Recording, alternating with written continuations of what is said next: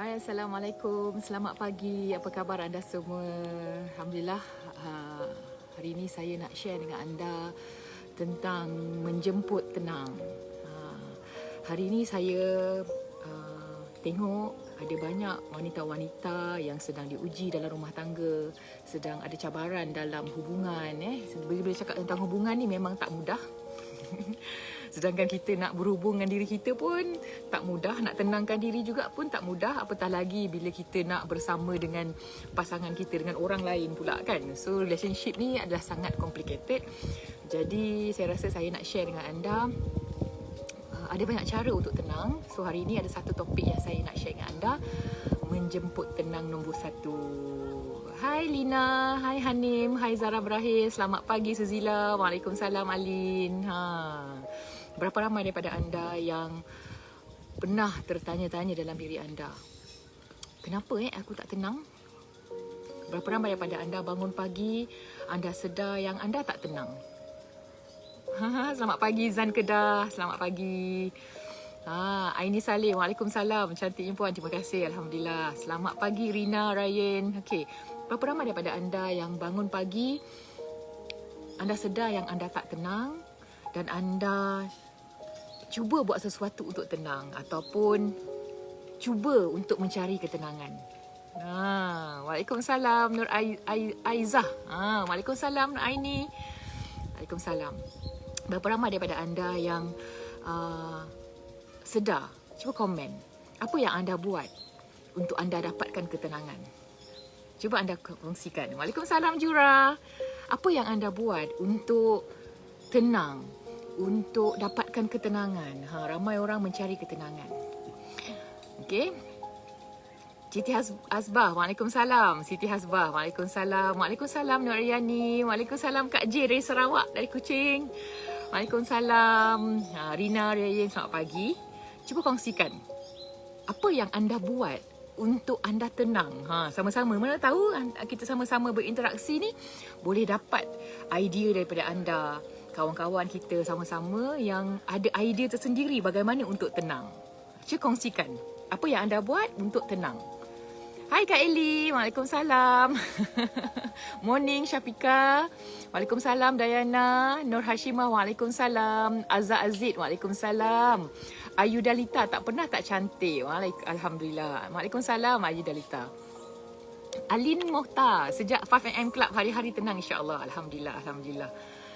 Siti Rahmah, love.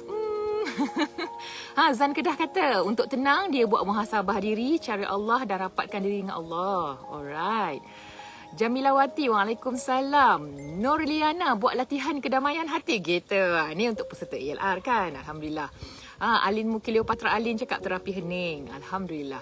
Nur Asfahani, Waalaikumsalam. Selamat pagi. Okey, Suzila Abdul Rahman kata, fokus pada apa yang saya nak. Bagus, bagus. Kak J, sentiasa tenang bila lihat wajah puan. Cia. Terima kasih Kak J. Kak Tim, apa khabar? Assalamualaikum. Hai Rafida, Waalaikumsalam. Nuriha, Waalaikumsalam. Fauziana kata selalat tengah malam mengaji untuk dapatkan ketenangan tu. Wow, amazing. Syahidah, Waalaikumsalam, morning. Siti Habsah kata bangun pagi senyum, syukuri, Alhamdulillah. Wow. Banyak ni dapat tips bagaimana untuk tenang ni kan. Siti Junaidah, kacak kita. Oh, ni bahasa apa ni? Bahasa orang mana ni? Sarawak Okey, Waalaikumsalam Nora. Siti Rahmah kata untuk dia tenang, duduk berzikir atau berselawat tenang. Alhamdulillah. Alright. Nur Fiza Hashim, apa khabar? Nur Aziani kata bila sentiasa syukur dan sayangi diri. Zara Ibrahim, bila nak jumpa Puan Diana Tahini? Minum. Okey, saya selalu bercakap dengan Allah, kata Kak J. Alhamdulillah. Waalaikumsalam Syafawati. Okey. Waalaikumsalam Sheila. Wah, ramai dah masuk ni. Comel puan, terima kasih. So, bagaimana untuk tenang? Bagaimana menjemput tenang? So, saya nak share dengan anda perjalanan saya yang Alhamdulillah, walaupun setiap manusia ni, setiap kali dia grow, manusia ni dia ada growing level, pertumbuhan dia. So semakin dia membesar, semakin dia dewasa, cabaran tu semakin banyak. yang menyebabkan cabaran tu makin besar. Semakin tinggi you punya tahap ketenangan you, semakin tinggi tahap kematangan you, semakin besar cabaran yang hadir. Dan saya Alhamdulillah, bila saya tengok balik hidup saya hari ini, saya rasa sangat amazed sebenarnya. Saya rasa macam, ya Allah, macam mana Allah beri saya rezeki, bahagi saya kesempatan, beri saya kekuatan, beri saya kelebihan. Saya sangat bersyukur bagaimana Allah beri saya banyak sangat kelebihan dan kekuatan dan kesempatan untuk membantu, bukan seorang, bukan dua orang, bukan 100, bukan 200, bukan 1000, bukan 2000, tetapi setakat ni sudah hampir, sudah lebih sebenarnya 51,000 wanita yang kita bantu untuk kembali bahagia, untuk kembali bercinta. Kita beri kelas percuma, Alhamdulillah. Dan banyak sangat kisah-kisah orang yang tak jadi bercerai, nak bercerai, tak jadi bercerai, dah bercerai, rujuk balik. Mana yang ada keganasan rumah tangga, dah kembali bercinta. Ada yang suami dah ada wanita lain, suami kembali balik. Ada yang suami dah kahwin tanpa izin, tapi selepas saya guide step by step untuk tenang, untuk ni, dan kembali balik. Suami dia tergila-gilakan dia balik, dah tak kisah dah dengan orang ketiga dan sebagainya. So banyak sangat keajaiban-keajaiban yang berlaku. Dengan izin Allah, Allah izinkan, Allah gunakan saya untuk membantu ribuan wanita untuk kembali bahagia. Alhamdulillah, saya gembira sangat atas rezeki yang Allah berikan. Alhamdulillah, Alhamdulillah, Alhamdulillah. Tapi sebenarnya, bila orang tengok hidup saya macam ni, ramai orang tak tahu sebenarnya saya bukanlah orang yang hebat macam ni. Saya bukanlah asalnya orang yang boleh tenangkan orang. Walaupun ramai orang jumpa saya akan cakap, tenang tengok puan. Bila bersama dengan puan rasa tenang. Bila dengar suara puan rasa tenang. Ramai orang cakap macam tu. Okay? Itulah sebab kenapa orang suka tengok saya punya live ni, sebab rasa tenang. Tapi ramai orang tak tahu bahawa saya sebenarnya bukan macam ni dulu. Mungkin ramai daripada anda pernah dengar, tapi saya nak cerita dengan anda. Saya adalah wanita yang sangat-sangat pemarah. Saya adalah wanita yang 3M. 3M tu marah, marah, marah. Bukannya seminggu sekali saya mengamuk, marah. Boleh katakan setiap jam. Gila tak? Ada orang macam saya ni. Kan? Punyalah teruk saya dulu. Sampai saya ingat lagi masa tu, saya bekerja. Saya dah berjaya dalam satu career saya masa tu, beberapa belas tahun dululah. Saya ingat lagi, saya baru dinaikkan pangkat. Dan saya dilantik untuk mengetuai satu department. Dan masa tu, saya dah kena start ada staff-staff di bawah saya. So, adalah staff-staff department lain diambil untuk bekerja di bawah saya. Dan ada beberapa orang staff ni, bila dia dapat tahu yang dia nak kena report dengan saya, bekerja dengan saya, dia menangis. Dia menangis. Nak berhenti kerja sebab kena pindahkan di bawah saya. Masa tu saya kata, dah kenapa? Kenapa ni kan? Rupanya barulah saya tahu, HR department beritahu saya, dia kata diorang takut dengan saya sebab saya ni garang. Saya ni, muka saya ni macam tak pernah tenang, takut dengan saya. Bayangkan betapa teruknya saya dulu. Itulah nak cerita betapa teruknya saya dulu. Marah, marah, marah. Bila masa tu saya tak sedar. Lama bila saya start merenungkan diri saya start banyak belajar untuk kenal diri, improve diri. Start cari apa yang menyebabkan hati tenang, apa yang saya nak dalam hidup saya sebenarnya. Bila saya jumpa, baru saya nampak, ya Allah kesiannya. Saya tengok gambar saya dulu-dulu, ya Allah. Tak pernah senyum. Senyum pun kelat muka aku dulu. Kan, siapa macam tu? Siapa macam tu kan? Kan, tapi apa yang saya, dan impact ketidaktenangan tu, lama kelamaan dia makan diri tau. Dia makan diri yang menyebabkan akhirnya bukan setakat tak tenang, tapi membawa kepada bila kita tak tenang, kita push away people dalam hidup kita. Itu yang berlaku dalam hidup saya. Semua orang tak suka dengan saya. Orang tak nak bekerja dengan saya. Orang tak nak saya ni jadi bos dia. Orang takut dengan saya. Orang rasa macam, alamak bahayanya bekerja dengan dia Natahir ni. Dulu. So, dari situlah saya rasa apa benda lah. Dan impact dia bukan sekadar pada orang yang bekerja dengan saya, tetapi impact juga pada suami saya tanpa saya sedar masa tu. Yang akhirnya suami yang saya, perkahwinan kedua saya yang saya rasa atas dasar cinta. Perkahwinan pertama saya gagal. Lepas tu saya kahwin dengan Encik Rahim dalam perkahwinan kedua. Masa tu saya rasa macam yes, inilah pilihan yang tepat. Aku orang yang betul-betul sayang aku dan aku pun sayang dia. Macam itulah saya rasa. Kan, almaklumlah masa tu dapat jackpot kan. Kahwin dengan orang bujang. Saya ni janda, kahwin dengan orang bujang. So rasa macam impian tu tercapai. Tapi apa yang saya tak sedar ketika itu adalah sifat pemarah saya tu, tak tenang tu, marah-marah, asyik marah, tak tenang ni, impact hubungan saya, perkahwinan saya kedua, yang menyebabkan suami saya pun rasa takut dengan saya. Rasa stres dengan saya, jadi asyik marah je. Marah saya ni bukannya marah yang moncong, ada orang marah macam tu kan. Saya jenis yang moncong tu memang iyalah, muka ketat tu memang sure lah saya dulu.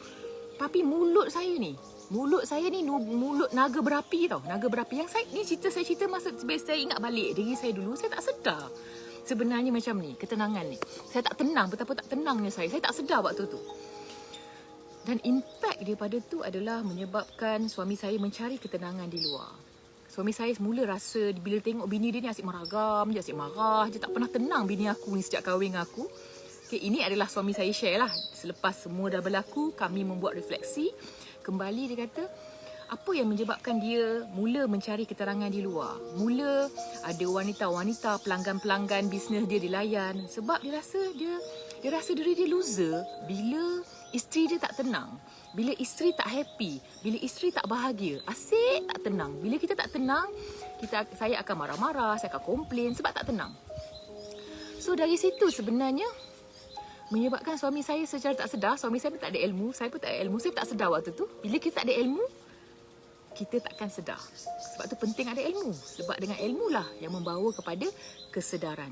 Dan dari kesedaran, barulah boleh membawa kepada perubahan. So masa tu saya tak sedar. Nak ceritalah kesilapan saya tak sedar. Yang akhirnya, asalnya suami saya ni cuba lari daripada ketidaktenangan rumah tangga. Akhirnya tersangkut, terkenal dengan klien dia, dah start rasa best. Happen to be waktu tu, perempuan tu mungkin sekadar klien je, sekadar pelanggan je. Tapi lama-kelamaan suami saya rasa keseronokan dengan wanita yang macam tu. Balik rumah tengok bini asyik marah je, asyik komplain je, semua tak kena kan. So akhirnya saya dapat tahu yang membawa kepada perang besar antara saya dengan suami saya. Masa tu baru 2 tahun kahwin. Saya rasa macam ya Allah, lelaki ni semua sama je. Aku pertama kahwin pun macam tu, kali kedua kahwin pun macam tu juga. Aku cakap memang lelaki ni semua sama. So saya ingat lagi waktu tu saya sangat shock, terkejut sebab saya sangka suami saya ni baik. Saya sangka suami saya ni seorang yang setia dengan saya waktu tu. Kata tak sangkanya suami aku ni pun sama juga macam lelaki sebelum ni. Macam itulah saya rasa waktu tu. Saya ingat lagi masa tu saya drive kereta petang-petang sebab saya pergi office. Saya hari tu rasa macam dah lama tak spend masa dengan suami saya. Saya pergi office suami saya. Jadi saya pergi, suami saya tak ada.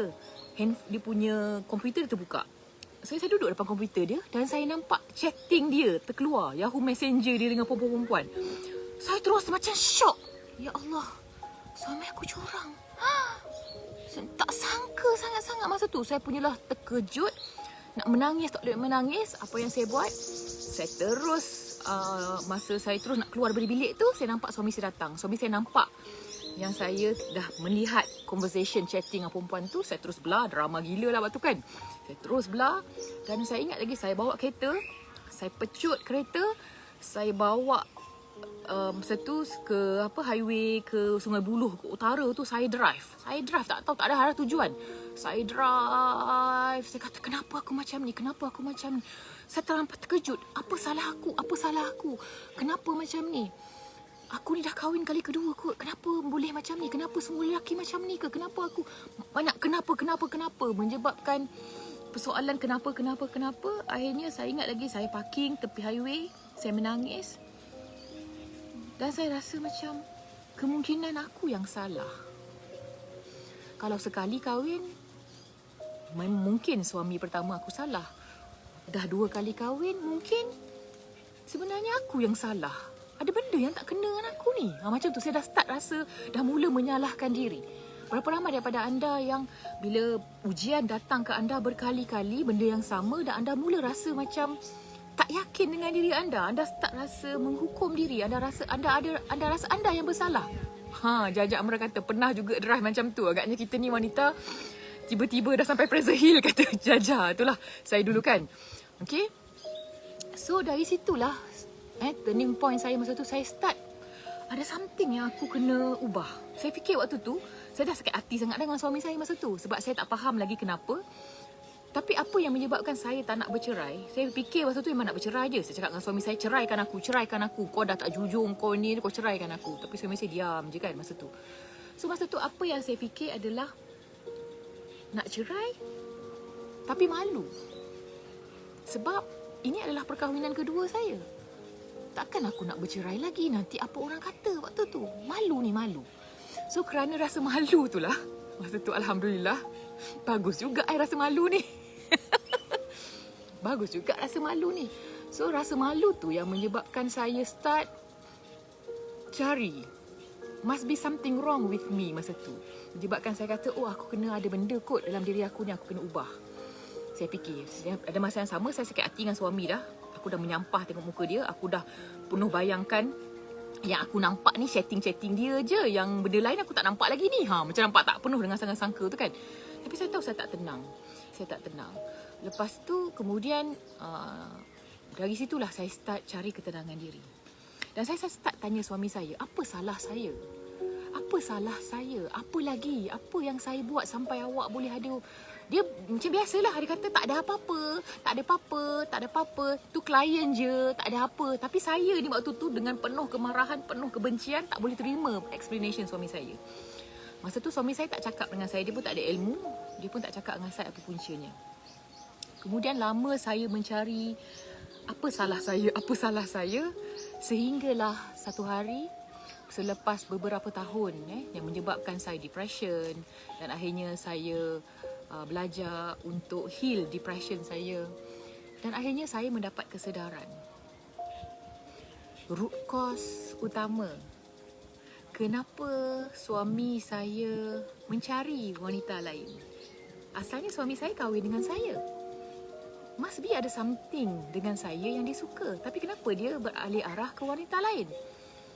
Masa tu selepas saya belajar tentang, saya kan banyak menyalahkan diri. Bila menyalahkan diri ni, saya start mencarilah apa benda yang tak betul dengan diri aku dan aku kena betulkan kan. So dari situ saya kata, rupa-rupanya lelaki ni dia nakkan ketenangan. Dan saya asalnya memberi ketenangan tu kepada suami saya, tetapi hanya sebentar. Ketenangan saya tu tidak sustainable. Ketenangan saya tu tidak stable, tidak konsisten. Most of the time saya marah, saya tak tenang. Dari situlah saya sedar, itulah kesilapan saya yang push away suami saya. Saya rasa suami saya yang mengkhianati saya dengan melayani wanita lain. Rupa-rupanya saya yang push away suami saya. Saya yang menolak dia dengan kemarahan-kemarahan saya. Dan kemarahan saya, dengan tidak ketenangan saya. Padahal dia kahwin dengan saya dulu kan. Bukan senang tau untuk seorang lelaki nak kahwin dengan wanita. Maksudnya apa? Wanita yang dipilih sebagai isteri, maksudnya ada satu yang istimewa tentang diri anda. Yang menyebabkan dia rasa home. Yang menyebabkan dia rasa best. Kan? Tapi kenapa tiba-tiba dia berubah hati? Rupa-rupanya kesedaran saya adalah kenapa suami saya berubah adalah berpunca daripada saya dulu yang berubah, yang saya tak sedar saya berubah. Sebenarnya saya yang berubah. Saya berubah daripada wanita yang tenang menjadi wanita yang 3T. Tengking. Itulah saya dulu.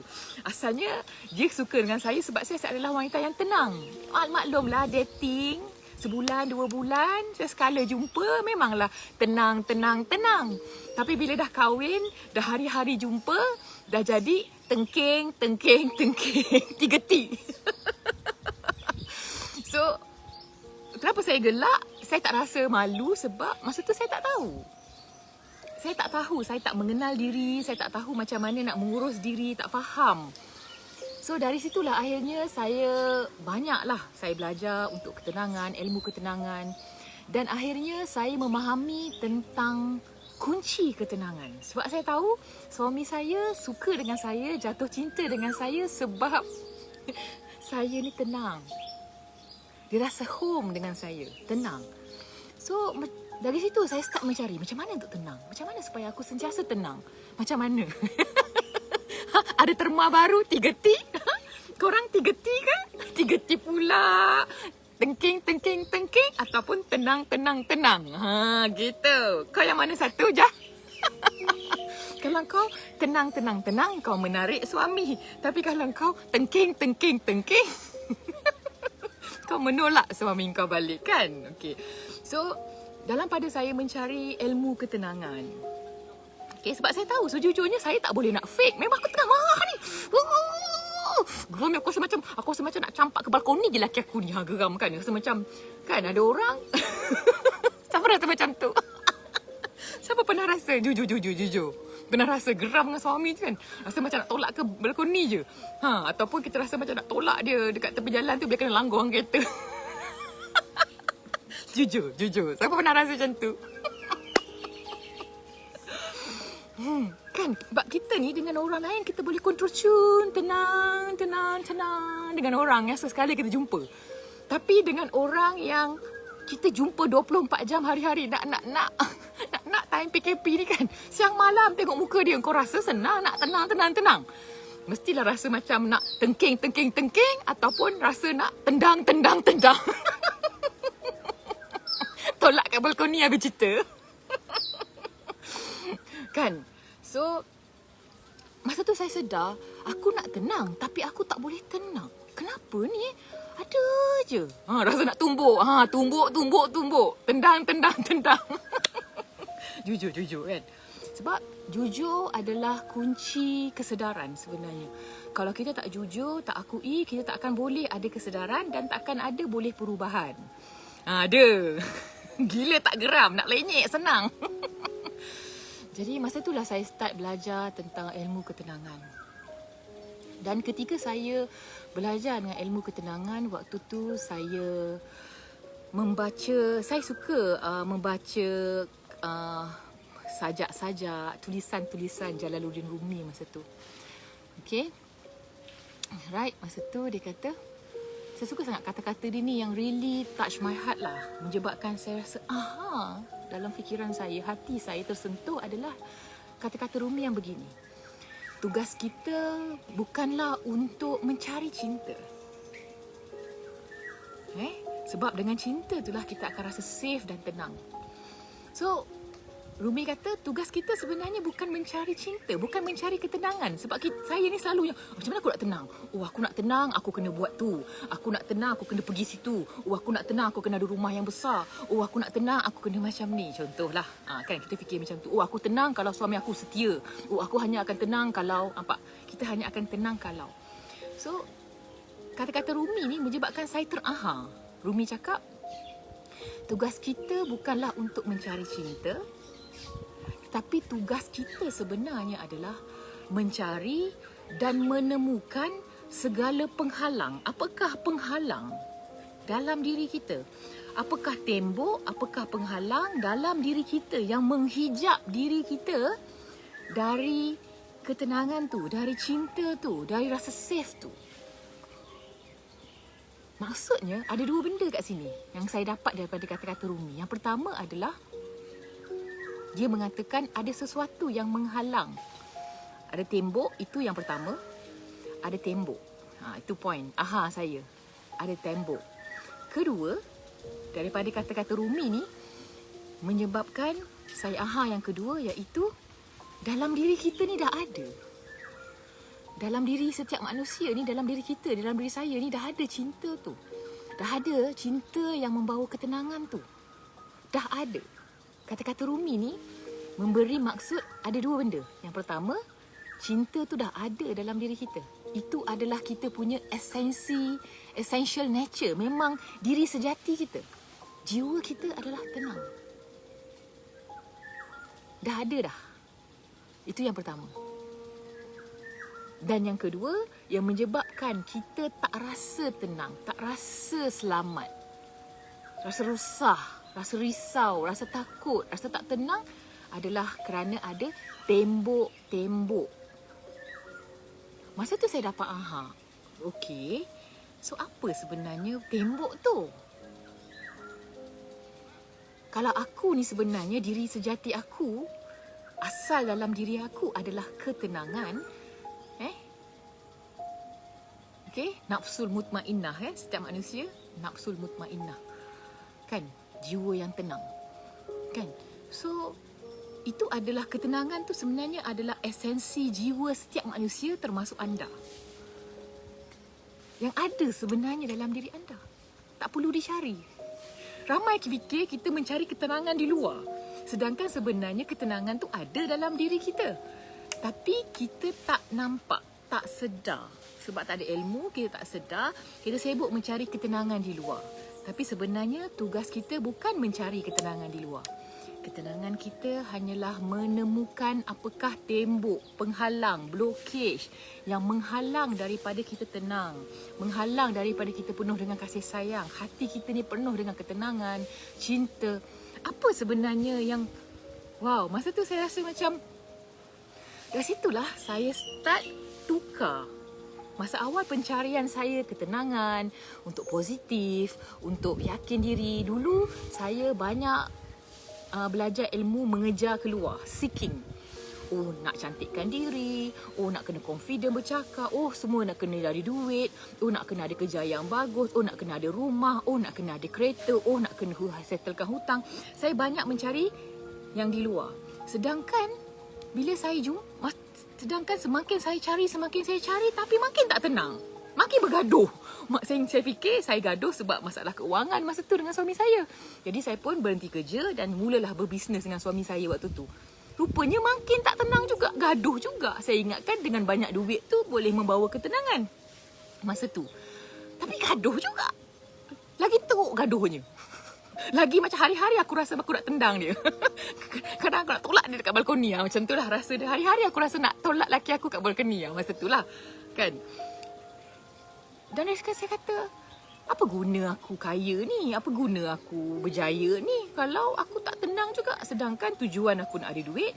Tujuan aku nak bina bisnes ni supaya aku boleh tenang. Tapi the more aku kejar kekayaan, the more aku kejar kejayaan, aku makin tak tenang. Masa itulah saya dapat memahami tentang Jalaluddin Rumi ni cakap. Dia kata, tugas saya adalah untuk mencari tembok, blokej.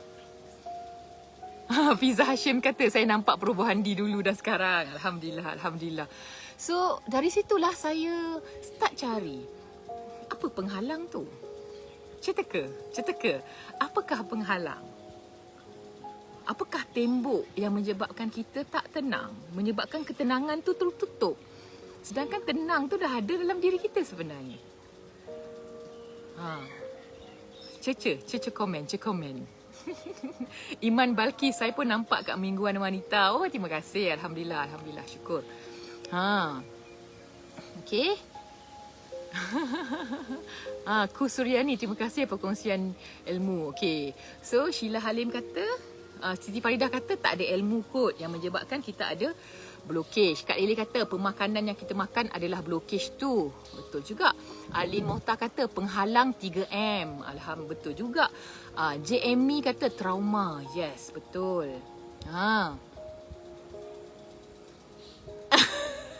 Rafidah, dulu rasa tak tenang. Sekarang puan di zikir. You jump, I jump. Gitu. Tak syukur, kata Munira. Okey. Julita kata ego. Ego tinggi sangat dulu. Mashi kata trauma ego. Okey. Alin Quilin kata trauma ego yang menyebabkan penghalang kepada ketenangan. Husna Yusof, trauma buat jadi benteng. Sangat betul. Oh, terima kasih. Wah, Icha Hani ni dia tag kawan-kawan ramai-ramai. Bagus ni, seorang kawan yang bagus ni. Sebab dia dapat ilmu yang bagus dan dia ingat kawan-kawan dia. Maya kata tak bersyukur. Betul, sangat betul. Penghalang tu ego katanya. Betul. Tembok tu diri sendiri. Void Hill kata self-esteem semakin kurang. Yes, betul juga. Nuri Hatimah kata sebab tak ada ilmu. Yes. Ami Bazilah sebab tak bersyukur, tak melihat sekecil-kecil kebaikan kot. Sangat betul. Icha Hani kata sebab ego. Sangat betul. Asnah kata dulu tidak ikut ihati dulu tak ikut ihati jadi tenang. Sekarang lebih tenang. Okey. Azwin Masni tak ada ilmu katanya. Rita kata trauma dan gajah yang diikat kaki dari kecil. Wah, ni geng-geng ELC ni lain macam dia punya jawapan dia. Nurihan Ibrahim, trauma. Yes. Alright. Fiza Hashim, rasa diri bagus. Okey, Intan Rumaiza kata penghalang dia adalah rendah diri. Sangat betul. So, bila bercakap tentang penghalang ketenangan ni ada banyak. Ada banyak sebenarnya. Tapi hari ni saya nak kongsi dengan anda satu penghalang. So hidup kita ni sebenarnya, tugas kita sebenarnya sepanjang hidup kita menjumpakan tembok dan let go. Jumpakan tembok, let go. Itu je kerja kita sebenarnya. So hari ni saya nak share dengan anda salah satu penghalang kepada ketenangan adalah membanding. Pembandingan itu adalah berpunca, tenang tu sebenarnya bahasa hati. Tenang adalah suasana hati. Nature of the heart is peace, tenang. Hati kita memang ada. Hati kita nature dia esensi tenang. Tetapi yang menghalang hati kita untuk tenang tak lain tak bukan adalah fikiran-fikiran kita. So, fikiran ni adalah blokej utama sebenarnya. So, bila bercakap pasal fikiran, ada banyak blokej dalam fikiran. Yang saya nak sentuh hari ni adalah tentang membanding. Ramai wanita, bila hadirnya orang ketiga, bila suami